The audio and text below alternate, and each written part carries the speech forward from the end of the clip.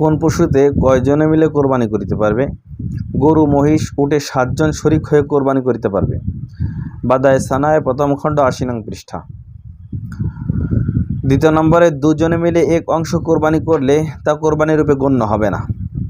তৃতীয় নম্বরে গরু, উট, মহিষ 2, 3, 4, 5 ও 6 অংশেও কোরবানি করা বৈধ আছে। হেদায়েত চতুর্থ খণ্ড 428 নং পৃষ্ঠা। চতুর্থ নম্বর ছাগল, ভেড়া, দুম্বাতে 1 জন কোরবানি করিতে পারবে, এগুলোতে শরিক বৈধ নয়। বাদায়ে সানায় পঞ্চম খণ্ড 80 নং পৃষ্ঠা। ওয়াজিব কোরবানির সাথে আকিকা, নফল কোরবানি, মান্নত ও ওসিয়তের অংশ নিলেও কোরবানি সহি হইবে। শরিকি কোরবানিতে গোশত ওজন করে সমানভাবে ভাগ করিতে হইবে। অনুমান করে ভাগ করে দিলে জায়েজ হবে না।